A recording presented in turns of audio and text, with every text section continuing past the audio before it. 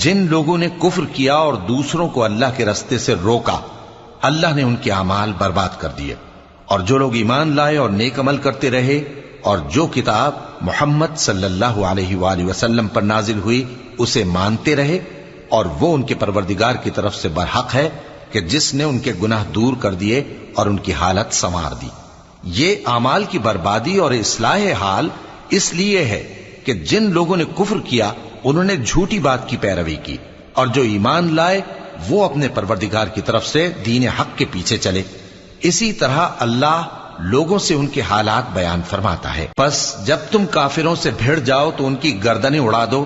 یہاں تک کہ جب ان کو خوب قتل کر چکو تو جو زندہ پکڑے جائیں ان کو مضبوطی سے قید کر لو، پھر اس کے بعد یا تو احسان رکھ کر چھوڑ دینا چاہیے یا کچھ مال لے کر،